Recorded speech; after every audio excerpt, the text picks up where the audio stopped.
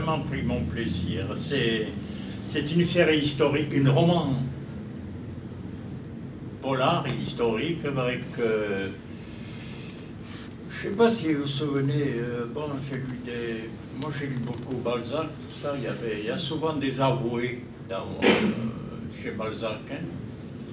Et je me suis dit, tiens, les avoués, ils ont, à cette époque-là, ils ont de gros pouvoirs, parce que c'est des avocats aussi en même temps. Ils savent beaucoup de choses sur les gens, sur tout le monde. Je me suis dit, tiens, si j'avais un avoué enquêteur sur certaines affaires qui découvre dans ses archives ou autres, alors c'est parti, l'idée est partie de là. Et puis je me suis dit, non, je vais créer deux avoués jumeaux. Et puis j'ai eu mes jumeaux. Je me suis dit, tiens, où est la fille là-dedans? Il faut quand même... Et je me suis dit, après tout, les sautes-ruisseaux n'étaient que des garçons à cette époque-là. Moi, j'ai dit, il peut bien avoir une fille un peu. Et j'ai fait ma petite saute-ruisseau, qui est peut-être la meilleure dans le bouquin, quoi. C'est elle qui a toutes les audaces et tout. Parce que c'est une ancienne ramoneuse. Elle faisait partie d'une équipe de Savoyards ramoneurs, comme il y en avait beaucoup à cette époque à Paris. C'était des gosses qui faisaient les cheminées, quoi. Et elle avait été née dans ce milieu, puis un beau jour, elle a eu affaire à un avoué qui l'a retiré de la bande pour la garder dans son étude. Et elle est un personnage très important de cette série. J'ai écrit 6 bouquins, je crois. Hein. Il y en a 6, hein. Oui, 6 bouquins historiques, oui. Polar historiques, mais qui sont réédités là, oui, qui marchent bien quand même, oui. Une petite dernière. M. Arnaud pourrait nous dire 2 mots du livre que je considère moi comme le meilleur, c'est L'étameur des morts. L'étameur des morts. Ah, ça, c'est mon pays. Oui. Oui. C'est mon pays, les Corbières, c'est-à-dire c'est des collines sauvages et souvent arides dans l'Aude, à côté le long des Pyrénées. Je suis là-bas et je connais parfaitement ce pays, je sais. Et puis vous savez, je suis né en 28. Mes grands-parents avaient, je vous l'ai dit, un petit hôtel là, où on était souvent en vacances. Et le soir, l'hiver, les voisins venaient à l'hôtel. Parce que, je crois, le feu brûlait tout le temps. À l'hôtel, il fallait toujours du feu. Et on se réunissait autour de la famille. Alors, les histoires les plus horribles qui circulaient le soir, moi, quand j'allais au lit, j'avais... Et donc, je crois que c'est parti de là, quoi.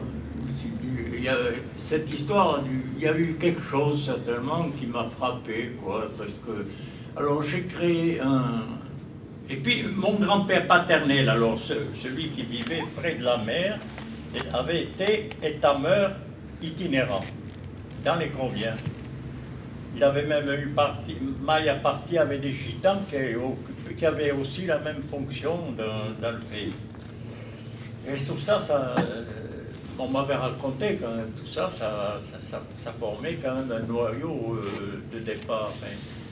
Donc j'ai écrit L'étameur des morts, c'est une histoire un peu fantastique, dans la mesure de ce que j'appelle le réalisme fantastique, plutôt que le véritable, c'est-à-dire on glisse un peu, on glisse vers un peu le fantasme, mais sans trop, quoi.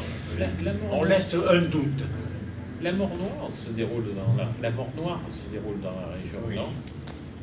La mort noire se déroule dans la région, oui, parce que alors là, on m'a fait remarquer, c'est vrai, Elle se déroule pas loin d'un pays qui s'appelle Bugarat. Bugarat, oui.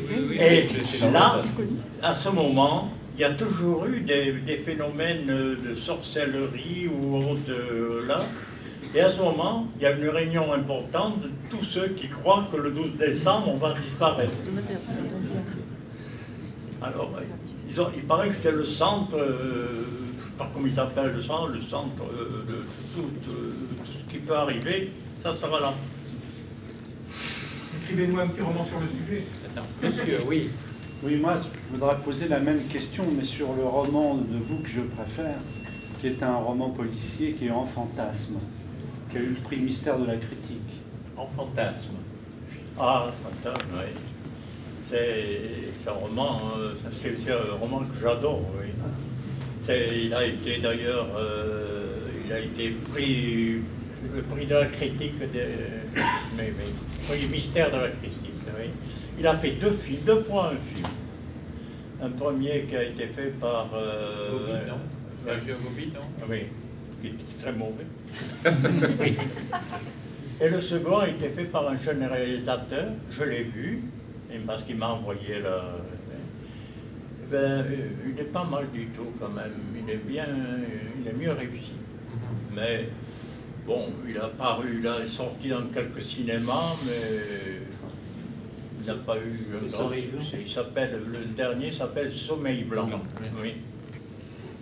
Il est dispo en CD, en DVD. En DVD, oui. Donc, il est disponible en DVD. Il faut chercher. Peut-être, oui, je crois, puisque j'en ai reçu un, oui, il doit être disponible, oui. On a encore le temps pour une question, ou si quelqu'un a un commentaire à faire, c'est pas les occasions qui manquent. Monsieur? Question un peu abstraite. Vous parliez tout à l'heure que quand au début, dans certains romans que vous aviez faits, vous étiez débutant, vous aviez un jour été invité chez un ami, directeur des renseignements généraux, oui. Il disait que vous êtes sous surveillance. Et justement, comme beaucoup d'idées de science-fiction sont parfois des idées qui ont abouti à des réalités, comme le fameux roman qui a généré, qui a employé pour la première fois le mot radar avant qu'il existe, le fameux roman qui s'appelle Schmeck. Est-ce qu'il existe certains cas, comme vous évoquiez tout à l'heure en pulpe, il y a un sujet imposé, par exemple un thème imposé, est-ce qu'il existe certains romans de science-fiction qui peuvent être, dans certains cas, on pourrait dire, de commande pour crypter des textes? Pas dans le cas de l'œuvre de M. Arnaud. Non, je veux dire, dans la catégorie auteur de science-fiction, est-ce qu'on peut recevoir des propositions parfois qui vous imposeraient un thème Monsieur se demandait si vous aviez reçu, de la même façon que vous receviez des renseignements d'ordre politique ou de politique internationale qui vous aidaient à construire les romans d'espionnage, si vous aviez reçu des renseignements d'ordre scientifique, de savants ou de techniciens qui auraient pu vous aider pour les romans de science-fiction. C'était très politique, oui, non. Mais pas en science-fiction. Non.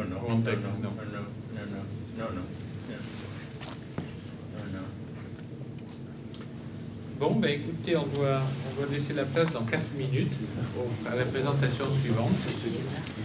Donc, merci d'être venu. Merci, monsieur Arnaud.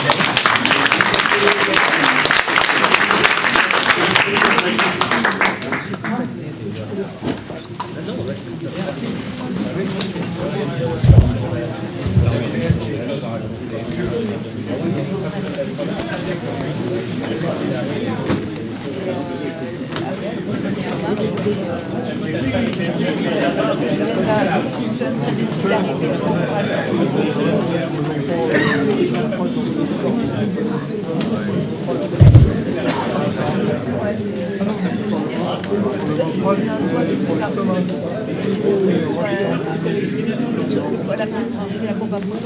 J'en ai encore un petit peu, est-ce qu'il me sert de dauphin?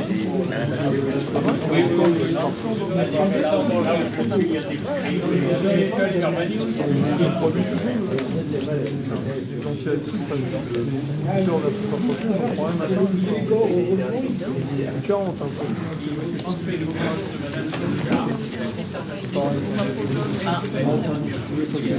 Les oméprazole.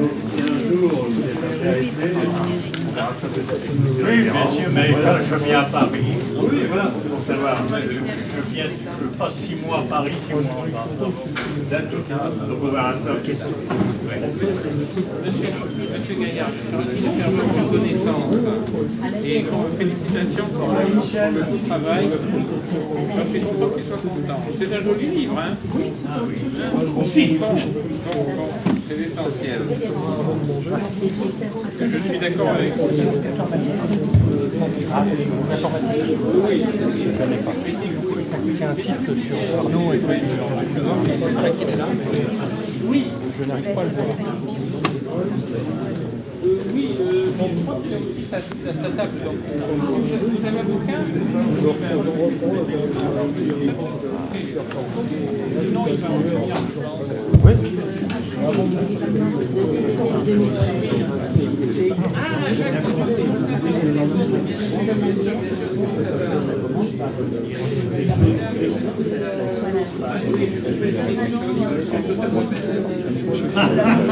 Les oméprazole, c'est pas très lourd, c'est pas terrible. Si ça peut être utile. bon allez, non pas encore, il fait chaud ici. Bonjour.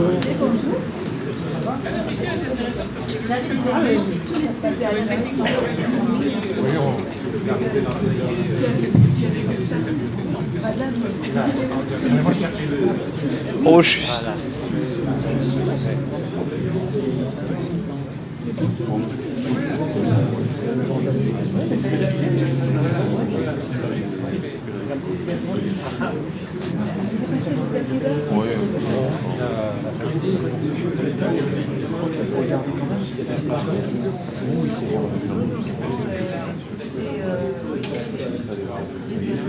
Ah oui. J'allais le voir.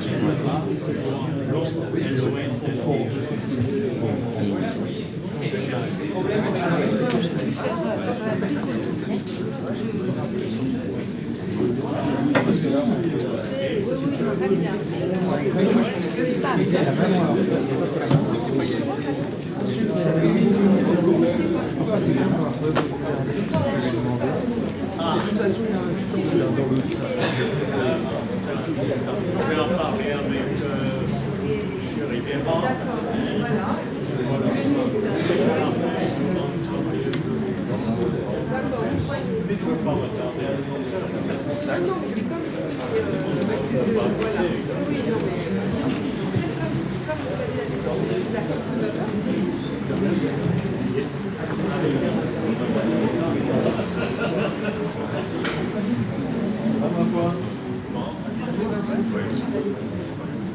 Vous deviez venir à Liège. Vous avez mis sur la liste à Liège. Sans faire la fin. Vous étiez sur la liste à Liège. Sans ordre.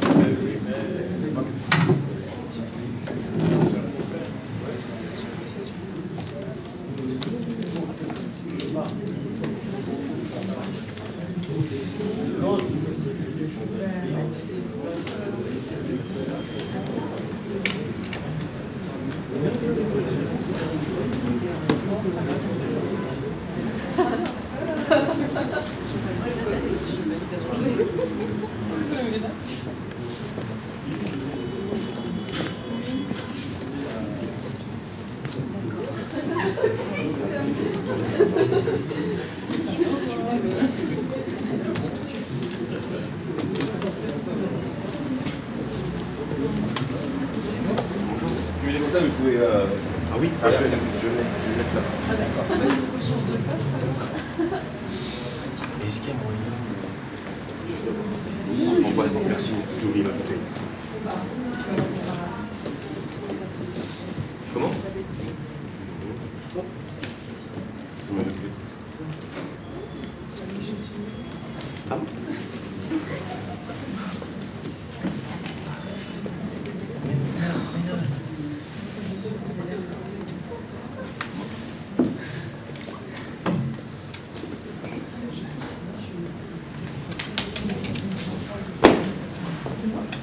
Merci beaucoup.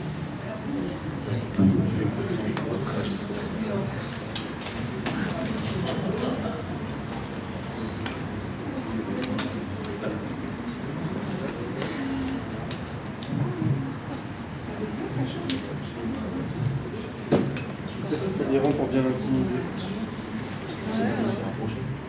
Si elle sait qui vient, on va se battre. Il a un manteau. Ouais, c'est une dame, c'est pas très bien.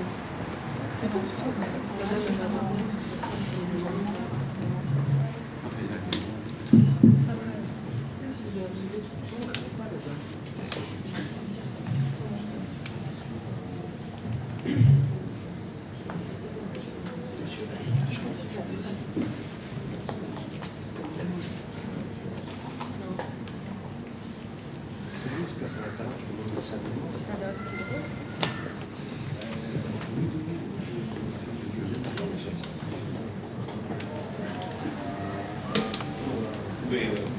Je peux parler normalement. Je peux dire des bêtises.